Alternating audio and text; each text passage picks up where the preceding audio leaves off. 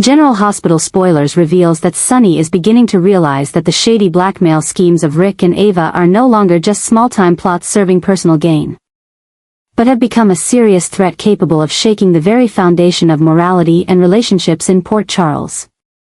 The fact that Ava has exploited Christina's mistake to force Alexis into silence, by threatening to expose the sabotage of Rick's car brakes, has made Sonny not only angry but deeply offended. He understands very well that Ava's actions are not just about self-protection but are a direct blow aimed at him, at his family, at everything he has tried to protect. But what Sonny cannot tolerate any longer is the fact that Alexis, a woman who was once a crucial part of his life, is trapped in a moral maze so tangled that she can no longer distinguish between protection and complicity.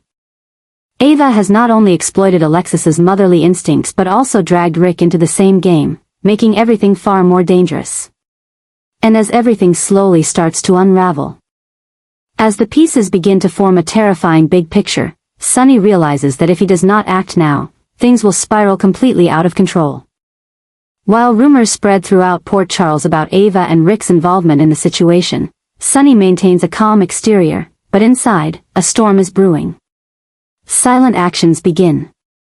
He contacts Spinelli, asking him to review all calls, financial transactions, and suspicious activities related to Ava recently. He quietly summons Jason to discuss plans to protect Christina in case the situation is exposed. But more importantly, he devises a plan to free Alexis from the moral trap that has been tightening around her every day. Sonny knows that Alexis is not someone easily manipulated, but her love for Christina is the weakness that has made her willing to sacrifice everything, her reputation and career, just to cover up a serious mistake of her daughter's. And because of that, Sonny decides that if he wants to save Alexis, he cannot just rely on the law. He has to go further. He must peel back the layers of the false facades that Ava and Rick are using to manipulate the situation. He begins gathering evidence, quietly putting pressure on related witnesses, even going so far as to involve some influential figures in the city's legal circles. For Sonny, this is no longer just a personal matter. This is a fight for justice, a battle that, if he loses, could cause his entire family to collapse. And the deeper he delves into the investigation, the more layers of lies he uncovers that Ava and Rick have built. Unexplained money flowing into Ava's art gallery, secret meetings between Rick and a court officer connected to Alexis's previous cases, and recordings of conversations between Ava and an unidentified figure discussing how to manipulate the media to smear Christina if necessary. All of this is being reassembled like a haunting web, with the center of it all being a much bigger conspiracy than Sonny had ever imagined. And while Ava still believes she is in control of everything, Sonny has already started to approach the battle with a different mindset. He is not only preparing to take Ava to court to regain custody of Avery, but also to bring Rick into the light for abusing his position and conspiring with someone with a criminal history to blackmail and threaten innocent people. Sonny hires the best lawyers, reactivates media relationships once close to Carly, and summons old allies who owe him favors. But the most insane thing of all is Sonny himself, the man who once tried to leave the underground world behind. The man who once declared he would live for peace, now ready to return to his old path just to save Alexis. He knows exactly what he is sacrificing. He knows that once he begins, he cannot turn back. But he also knows that if he does not do it, no one else will be able to. And so, he is ready to break every rule, face off with the entire city, to ensure that Alexis is freed, not just from Ava, not just from Rick, but from the very moral nightmare she cannot escape on her own. Port Charles is about to witness an unprecedented counterattack. And this time, Sonny will not show mercy. Because once he realizes who is threatening his family, who is exploiting the pain of the one he loves most, the game is no longer about mind games. It will be an all-out war, unforgiving, limitless. And no one among the villains will escape the growing rage within Sonny. After the shocking truth about Joe's identity is revealed, that he is Dante's son, the entire underground power structure in Port Charles has begun to shift in a direction no one could have predicted. Sonny, who has always acted on family instinct and absolute loyalty, not only accepts this truth but immediately takes action in a way only he can. He brings Gio into his organization. Not as an outsider being given an opportunity, but as family, a part of the Corinthos bloodline. Joe's entry into Sonny's world is no longer a personal challenge. It has become the first step in a strategic transfer, where Sonny aims to both protect Gio from enemies and groom him to become the rightful heir to his shadowy power. But Sonny is not one to give opportunities without attaching challenges. Joe's acceptance means that he is immediately thrust into a very dangerous mission. To end the blackmail operations of Ava and Rick, two people Sonny is utterly exhausted by due to their endless schemes and betrayals.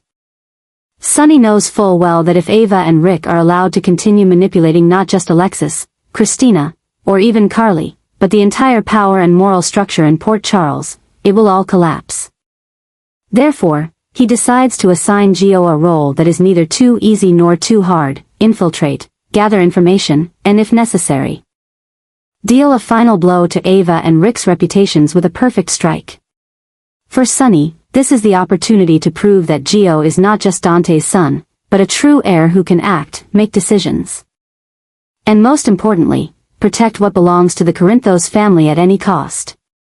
Gio, who has grown up in the shadows with a natural rebellious streak, possesses the sharp intelligence and coldness required, quickly understands that this is not just a mission.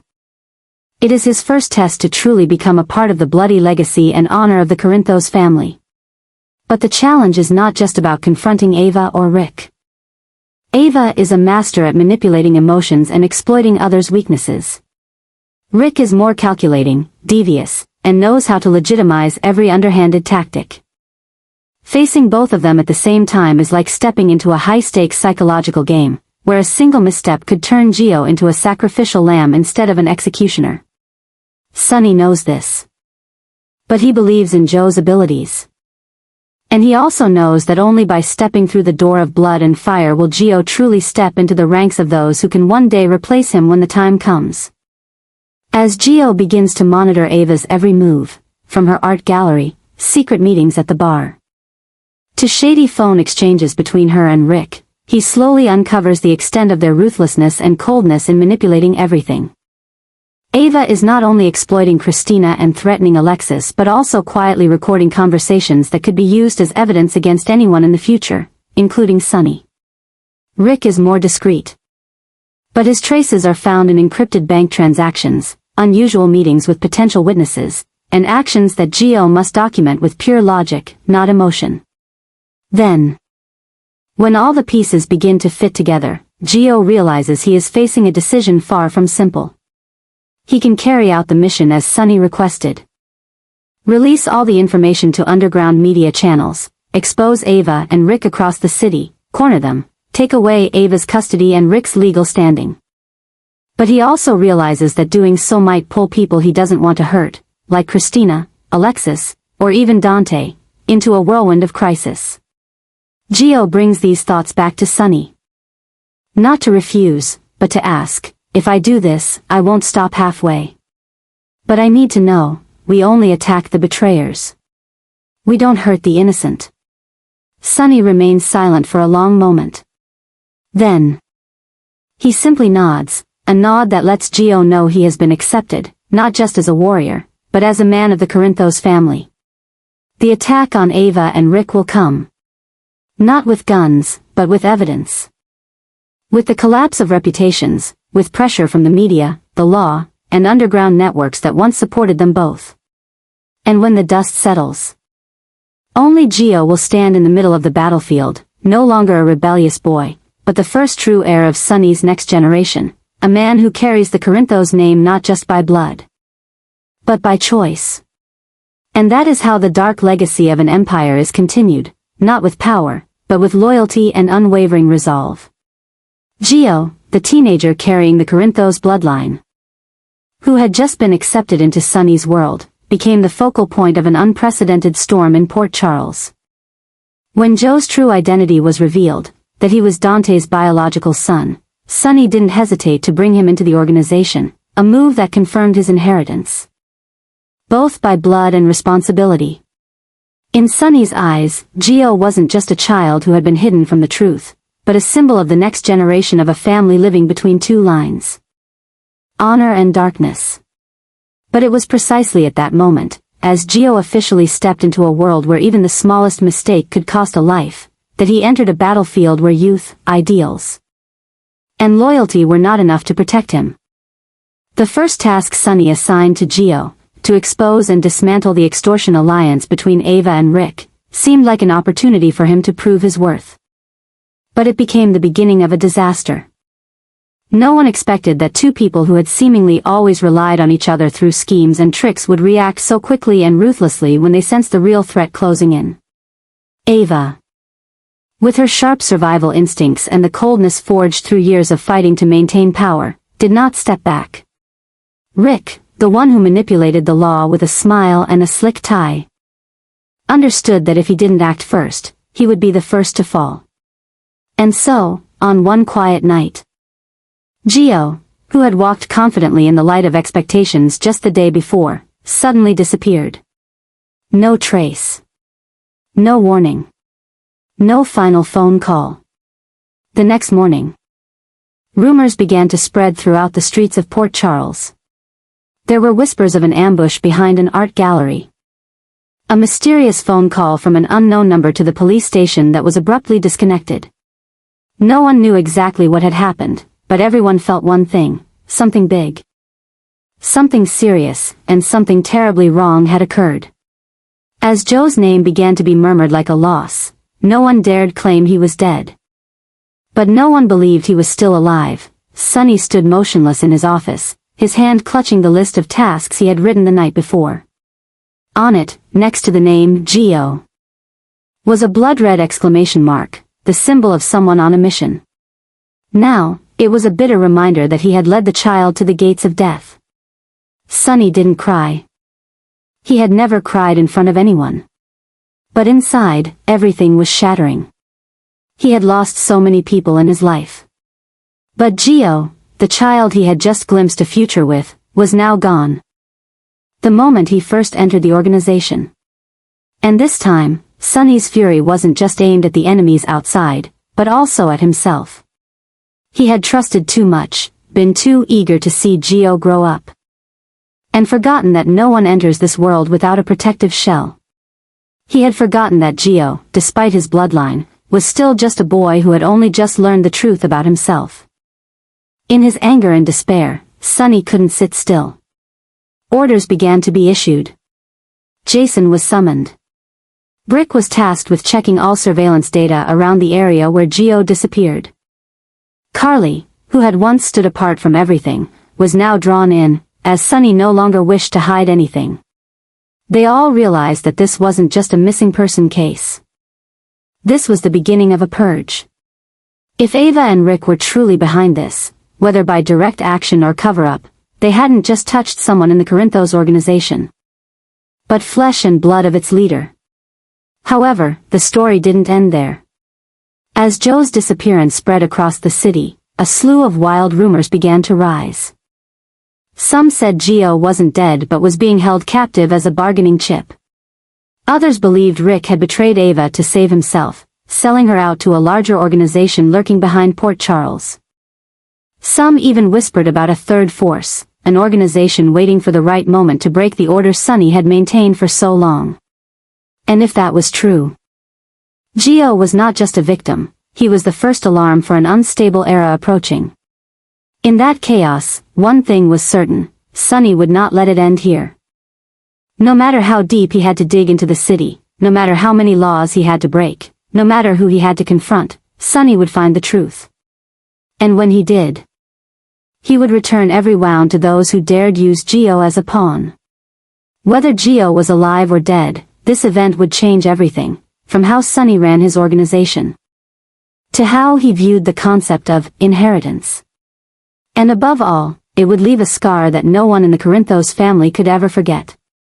Port Charles had witnessed many tragedies, but never one that began with the blood of the successor. And if Gio was truly dead, it wouldn't just be a loss, it would be the death of Sonny's final restraint. From this point on, there would be no rules, only vengeance. Joe's death was a devastating blow to the hearts of those who had drifted apart because of mistakes, yet never stopped loving each other. Brooklyn and Dante, once standing on opposite ends of irreversible decisions, now stood together, not for reconciliation, but because there was nothing else left to hold on to but each other. Gio. The forgotten child for so many years, who had just been named as flesh and blood, was torn away by cruel fate the moment the truth was revealed. And that death, quick, sudden, brutal, didn't just kill a life, but killed the fragile belief that there was still time to fix things, to embrace a child who had grown up in darkness. Brooklyn was almost motionless. She had no more tears. In her mind, only the echo of Gio calling Mom, that he never had the chance to say before her. She had fought to find her place in the family. Stumbled because of wrong choices, but never imagined that the price for those years would be this eternal loss. Meanwhile, Dante, who had once looked at his career as a shield against personal pain, now knelt in the very agony he had tried to avoid his whole life. He, who had always placed responsibility above all else, couldn't forgive himself for not recognizing Gio sooner, for not pulling him back sooner, for not stopping him from walking a path that now only led to blood.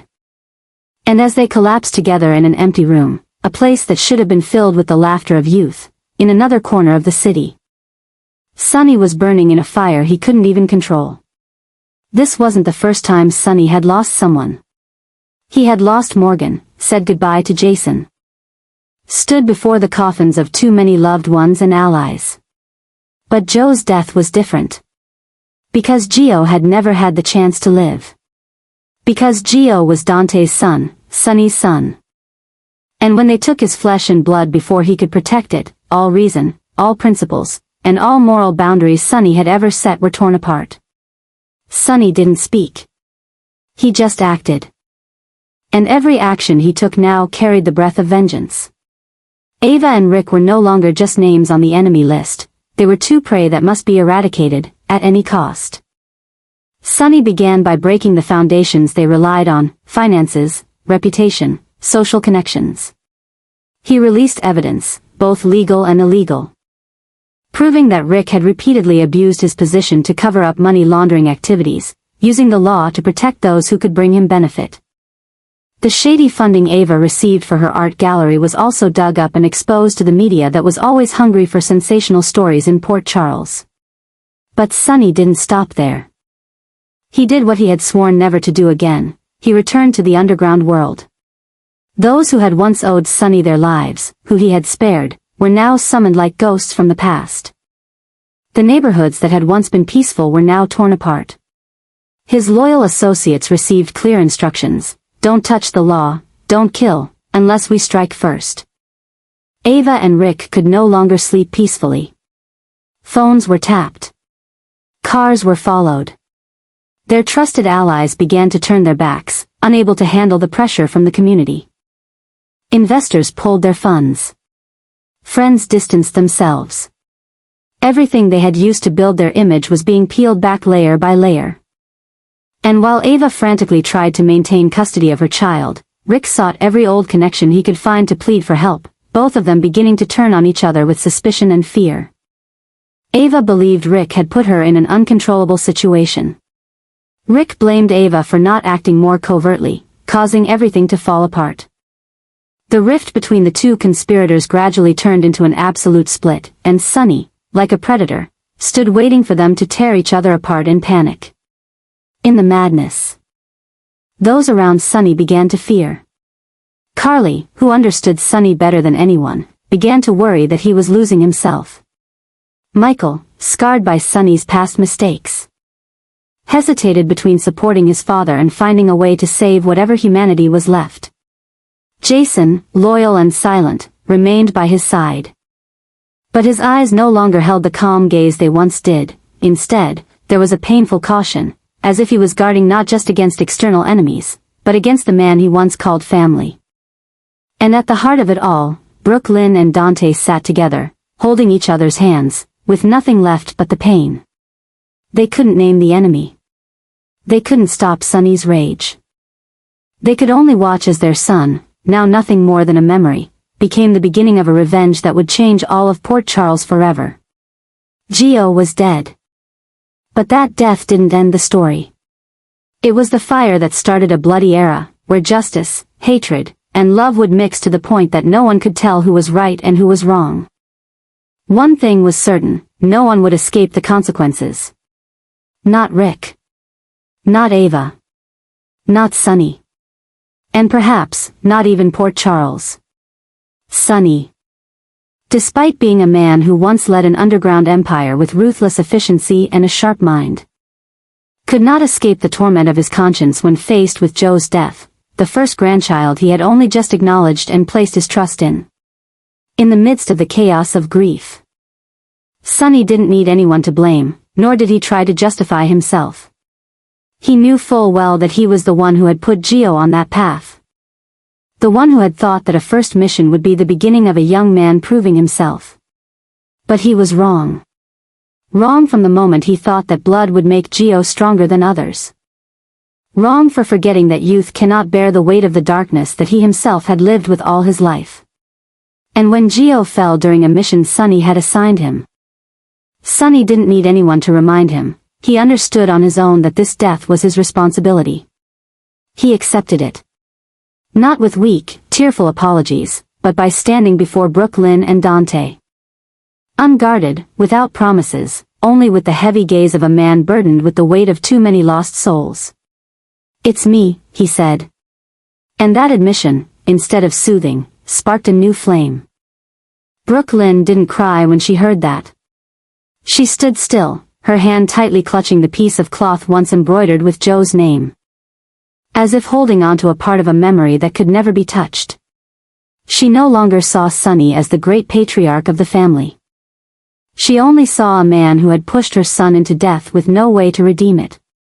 As for Dante, in the prolonged silence, he didn't say a word to Sonny, didn't nod, nor deny anything. But his gaze, steely and resolute, spoke volumes. He no longer believed that the law could solve anything. And he no longer had the patience to watch another innocent fall because of pointless power struggles. In that moment, Brooklyn and Dante, despite the years of estrangement and hurt they had endured, found something in each other that no one else could understand, a resolve for vengeance. Not fueled by Sonny's anger, but by a more complete, colder, and more ruthless plan. They wouldn't need guns, wouldn't need to use force. They would use the very system that had once protected Ava and Rick to expose them, to push them into a corner with no way out. All the sins they had hidden behind the guise of art, legality, and morality would be laid bare in the light. And this time, no one could protect them. Not Sonny. Not Jason. Not even the underground world. The plan began in silence. Dante gathered files, not as a cop, but as a father who had lost his son. He knew the law well enough to bend it, twist it, and, if needed, use it as a double-edged sword. Brooklyn, with her connections in the media and cultural circles, began to rebuild Ava's image as an opportunist who distorted the truth, using her child as a bargaining tool. She approached those who had once collaborated with Ava's gallery, digging into hidden funding, the shady connections once considered necessary for the arts. What had once been the foundation of Ava's existence, now became Brooklyn's weapon, choking her slowly each day. At the same time, they left a wordless space with Sonny. Not out of hatred, but because they knew, if they let him get involved, everything would burn before the truth could even be seen. Sonny, despite trying to suppress it, couldn't hide his anxiety when he saw his own son now following a path that didn't require blood to exact revenge, but rather, using logic and pain as the guiding hands. He understood. He had lost Gio, but might lose Dante as well if he wasn't careful. And that, though unspoken, scared him more than anything else. Port Charles, once rocked by countless undercurrents, was now being swept into a new spiral of hatred, but not the kind of hatred born out of sudden outbursts. This was a slow-burning, real pain-fueled hatred. And when Brooklyn and Dante took action, they weren't just seeking to punish Ava and Rick. They wanted to end the vicious culture that had swallowed so many children like Gio, by family, by unspoken rules. by those who always thought they were doing what was right. Joe's death was an obsession. But that obsession didn't stop at tears or quiet suffering. It was transforming into action, and step by step. Brooklyn and Dante were turning that obsession into an unprecedented declaration of war. And while the whole city watched, one thing was certain: this time, no one could stop them. Not with power. Not with love. No one. Not even Sonny.